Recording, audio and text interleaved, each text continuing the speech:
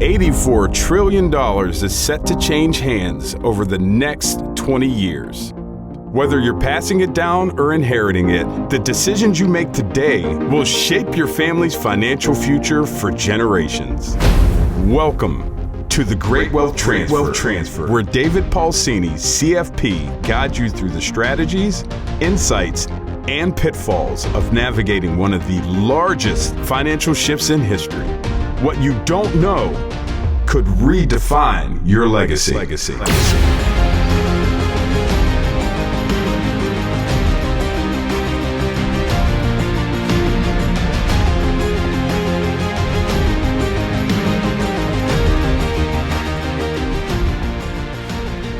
If something happened to you tomorrow, do you know exactly what would happen to your money, your house, your family?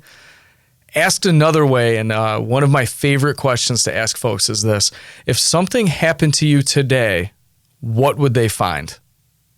Right? Think about that. That's it. If something happened to you today, what would they find? And this can mean so many things and to so many people, and certainly it's different for each person, right? Just think about that. What would they find? Okay. Today we're talking about one of the most common yet misunderstood topics in estate planning, and that is the difference between a will and a trust. And I want to start at the beginning, and we'll start with what is a will? And a will simply is a legal document that says who gets your stuff after you die, okay? It also names a guardian for your children if they're under 18, okay? It sounds simple, and it is, but it does have one big downside, and that downside is it has to go through probate, okay, which we'll talk about later. And then what's a trust? So think of a trust as like a private box you create while you're alive. You title your assets into that box, your house, your bank accounts, even your business. When you die, whoever you named as a trustee opens that box and follows your instructions, okay? They don't need a judge, and without delay, it happens immediately and typically without the drama of the courts and the probate, okay? Let's break down the 5 biggest differences between a will and a trust, okay? Number 1 is that probate avoidance. A will goes through probate, and that's just court, right? A trust, if properly funded, bypasses that probate completely, and that means that your family can access money immediately instead of waiting for months, okay? A real-life example is if you own a home and you only have a will, your kids might not be able to sell that house until the court says so. Number 2, the second difference here is privacy. A will becomes a public document when it goes through the court system. A trust stays private. If your will says you're leaving $100,000 to your son, your ex-daughter-in-law and neighbors can find out. A trust, on the other hand, keeps that info sealed. Okay. Number 3, a difference here is the timing and control. A will only applies when you die. A trust, on the other hand, can manage your assets if you're alive, but incapacitated and when you pass away. If you get sick or develop dementia, a trust lets your trustee step in without a court order. All right, number 4, complexity and cost. I get a lot of questions about this. People always want to know how much this stuff costs, which we could talk about a different time, but a will is typically easier and cheaper to set up. A trust costs more upfront, but I would say it saves time and money later, and I'm not going to get into this too much, but I've seen this so many times. Just, it's one of those, hey, we'll do a will for $300 or we'll do it online. I'm telling you folks, you're probably missing a lot when that happens. And if you do that with an attorney and they're charging you less up front, it usually means because they're making that money up down the road. And they're hoping you go use them when you have the probate issues, and that's much more expensive, okay? So think of that trust like building a house. It takes more time and materials up front, but once it's done, it should just run on autopilot. I shouldn't say that about a house, but we're going to say that house runs on autopilot. And then the 5th difference here, distribution and protection. A will gives assets outright in one lump sum. A trust, on the other hand, can, if it makes sense, it can stagger the inheritance, which is great for young or financially, we'll call them immature beneficiaries. An example, and we've talked about this before, a trust can say, your daughter, for example, she gets 25% at age 30, another 25% at age 35, and then the rest at age 40. And you can also build in protections from divorce, lawsuits, or bad spending habits. So let's pause for 1 second here and define. I get a lot of questions about this. I want to define we'll call it cast of characters in both a will and a trust, because using the wrong terminology, or worse, for sure, picking the wrong person can completely derail all of this estate planning that you're doing, okay? So in a will, there are three main parties. We'll call it the testator. That's you. That's the person writing the will. Then there's the executor. That is the person who carries out your wishes after you pass. They deal with the courts. They handle the paperwork. They distribute the assets.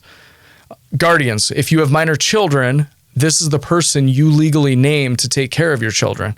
A tip here is don't name your brother who lives in another country as a guardian just because you like him, right? Choose someone who lives typically nearby, they have similar values, and they can actually realistically raise your children if that's what you need, all right? In a trust, again, that cast of characters, there are 4 key roles. We're going to call it the grantor or the settler. Again, that's you. You are the one creating the trust and putting your assets into it. Then there's the trustee. That is the person or entity who manages the trust. That could be you while you're alive and a successor trustee after you pass or become incapacitated. The beneficiary, that is the person or people, I should say, who benefit from the trust. It could be your spouse, your kids, your grandkids, charities. It's really whoever you choose. And then there's an optional trust protector. That is somebody who has oversight power, like removing or replacing a trustee without managing that trust daily. So think of the trustee, I get a lot of questions about this, as like the financial referee. They don't own the assets. They just follow the rule book that you wrote, and they make sure that the right people get the right things at the right time, okay? I'm going to get into this. This is a little technical and it's a lot, but I want to make sure we cover this because we've been talking a lot about, obviously, estate planning, and the whole thing's about the great wealth transfer. But this, I want to get into the types of trusts, okay? You don't need to know all of these. There are a lot more. I'm going to go through, let's call it 10. I'm going to try to do this quickly. Just bear with us through this, but these are things that I do get questions about. And the first one is revocable. Okay, what is a revocable living trust? That is the most common type. You can create it during your life and it can change or revoke. You can revoke it at any time. It helps avoid probate and it manages assets if you become incapacitated. All right. Then there's the irrevocable trust. Once it is created, it cannot be changed, typically ever. Some of them can be changed as long as you get the beneficiary's consent, okay? These are often used for tax planning, asset protection, or Medicaid eligibility, all right?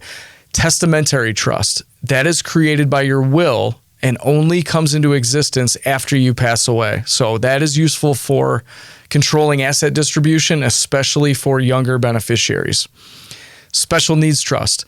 These trusts help protect it helps protect the government benefits for a child or adult with disabilities while still providing financial support through the trust, okay? Charitable remainder trust, or a CRT, these provide income to you or others for life, and then the remainder can actually go to a charity, and that offers some significant tax benefits. Then there's the opposite of that. That's a charitable lead trust. A charity gets the income for a set period, and then your heirs receive the remainder later, often with reduced estate taxes. Okay, we're almost there. A grantor retained annuity trust, a GRAT. This is used to pass assets to heirs with little or no gift tax. So you retain an annuity for a set term, and any growth beyond the IRS rate passes tax-free. Okay, qualified personal residence trust, or QPERT. This lets you transfer your home to your kids at a reduced gift tax value while you are still alive and you still live there for a set number of years. All right. Asset protection trust, typically irrevocable, often used to shield assets from creditors, lawsuits, divorce. This is common in high-risk professions, I would say, or for very large estates. All right. And then the last one we'll talk about now is the spendthrift trust. We've talked about this a lot. This is designed to protect beneficiaries from themselves, really. It protects and prevents them from squandering money or having it seized by creditors, okay? After all that, if I'm listening to this, I'm thinking, how do you possibly choose? Or I'd be saying, what is he talking about? And I'll say this: there's not a single fixed number. There are many more, but in the U.S. in the estate planning world, there's easily 30 of these, and they are types of trust. It's 30 types of trust, and dozens more when you count the variations, the hybrids, these state-specific versions, which I'm not going to get into on here. But here's how you generally figure out what do you need, okay? By number one, I would call it modification rights, which is, do you need to make changes once it's set up? That narrows it down to, do we want to make this revocable or irrevocable? Then we go by purpose. So are we trying to avoid probate? That might be the revocable living trust. Or are we doing tax planning? That's that GRATs or QPERT, okay? Asset protection, okay? Are we looking for charitable giving, Medicaid planning, special circumstances, which would be maybe that special needs trust or the spendthrift trust, okay? And then by funding, how do we actually fund these trusts? How do we put money into them? Maybe it's through a life insurance policy. Maybe it's a personal residence. Maybe there are investments in there. Maybe it's a business that's held in the trust. And then last here is by the timing. So do we need it while we're alive and while it's created now, or do we need it only after we pass away? When we answer all of those questions, when you're meeting with an estate planning attorney and they go through that, they will be able to narrow that down and check off which of those boxes that will get you to your trust, okay? The one that makes sense for you. So most families will only need 1 to 3. 3 is rare, but you need maybe 1 to 3 of these in your lifetime. And like I said, the attorneys, advanced planners regularly are using 30 to 50 of these types to tailor strategies for folks that are high net worth. Maybe they're special needs families, they're business owners, blended families, multi-generational planning, okay? So just when I said I was getting technical before, I want to get a little bit more technical for about a minute. All right. And then I'm going to bring it back to earth. Okay. So a will is a testamentary instrument governed by your state's probate code. And you can feel free to watch this all again. Okay. It appoints an executor and directs asset distribution through probate court. A revocable living trust, meanwhile, is a grantor created fiduciary entity. That is a mouthful, right? Well, while alive, you control the trust, and upon incapacity or death, a successor trustee steps in, which bypasses probate. Trust can be funded with real property, investment accounts, or even life insurance. We've talked about that. Upon death, the trust becomes irrevocable, okay? Potentially triggering tax planning structures, like we said before, credit shelter trusts, those Q-tips, or generation skipping trusts. And yes, a pour-over will is still typically required to catch any of those unfunded assets. All right. That is the 90-second, we'll call it the law school version. No offense to the attorneys out there, they get it. So again, like I said, let's bring it back to earth. And I'm going to say it like this. Imagine your estate. This is the simplest way now. We're going to do the opposite. Imagine your estate like your bedroom. A will is a sticky note that says who gets what, but someone has to come in, read the note, and sort it all out, with a teacher watching. And we'll call that teacher, that's probate, okay? A trust is a locked chest with everything already organized inside.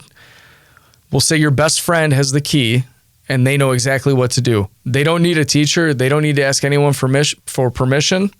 They can just do it, okay? So the question I usually get is, which is better, a will or a trust? And honestly, most people need both, okay? A will covers what's left outside of the trust, but the real power is in the trust. It's speed, privacy, control, protection. So I usually say this: if you haven't reviewed your plan in 5 years or ever, please do that now. This is your invitation to make that happen, okay? So don't leave the legacy up to the courts or assumptions. You worked too hard to let confusion, procrastination, bad information, we get that all the time. Don't let bad information derail your legacy. Protect your wealth, your wishes, your family, because that is actually what the great wealth transfer is really about. All right? Make it a great day. Thank you for listening to the Great Wealth Transfer Podcast. If this podcast resonates with you, reach out to 6 Point Financial Partners at 585-485-6048 or email dpulcini@6pointfp.com. Content here is for illustrative purposes and general information only. It is not legal, tax, or individualized financial advice, nor is it a recommendation to buy, sell, or hold any specific security or engage in any specific trading strategy. All investing involves risk, including loss of principal. Results will vary. Past performance is no indication of future results or success. Market conditions change continuously. Information here is provided in part by third-party sources. These sources are generally deemed to be reliable. However, neither 6 Point Financial Partners, Private Client Services, nor RFG Advisory guarantee the accuracy of third-party sources. The views expressed here are those of 6 Point Financial Partners. They do not necessarily represent those of Private Client Services, RFG Advisory, their employees, or their clients. This commentary should not be regarded as a description of advisory services provided by 6 Point Financial Partners or RFG Advisory, or performance returns of any client. The views reflected in the commentary are subject to change at any time without notice. Securities offered by registered representatives through Private Client Services. Member FINRA SIPC. Advisory services offered by investment advisory representatives of RFG Advisory LLC, RFG Advisory, or RFG, a registered investment advisor. Private Client Services, 6 Point Financial Partners, and RFG Advisory are unaffiliated entities. Advisory services are only offered to clients or prospective clients where RFG Advisory and its representatives are properly licensed or exempt from licensure. No advisory services may be rendered by RFG Advisory unless a client agreement is in place.